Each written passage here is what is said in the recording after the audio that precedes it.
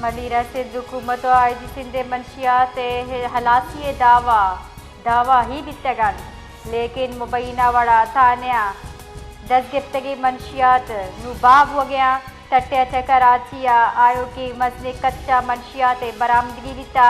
सरजमा तहकीकात दीमानियत कर मलिरा सिंध हुकूमत आईजी सिंध मंशियात हलासी दावा ही बितगन लेकिन मुबैना वड़ा थानिया दस्तगिफ्तगी मंशियात नुबाब हो गया तटे अच कराचिया आयो कि मसले कच्चा मंशियात बरामदगी बिता सरजमा तहकीकात दीमानियत कर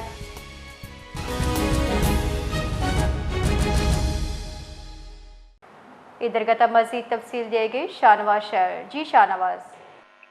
जी, एक सिंध हुकूमत और सीएम सिंध जो है मुराद अली शाह उसने और आईजी सिंध ने बड़े बड़े दावे किए कि हम मंशात के खिलाफ बड़ी कार्रवाइयाँ कर रहे हैं मंशात रोकथाम के लिए, मगर मलिर का थाना स्टील टाउन वहाँ ये मुबैना तौर पर एक गाड़ी पकड़ी गई थी जिसमें मंशात थी, सुपारियाँ ठट्टा से कराची लाई जा रही थी, उसको पकड़ा गया। 5 मुल्जमान थे उसमें, उनके ऊपर जो गाड़ी में मंशियात थी, ज़राया ने हमें वश न्यूज़ को बताया कि तकरीबन 74 कट्टे मंशियात के थे, जिसमें 15 कट्टे दिखाकर उन 5 मुल्जमान और गाड़ी पर एफआईआर कर दी गई।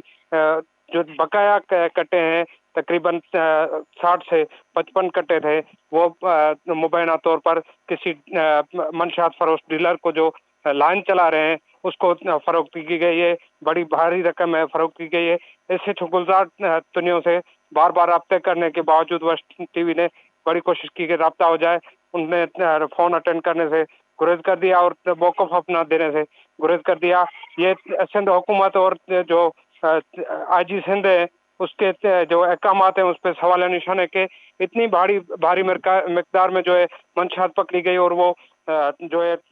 एक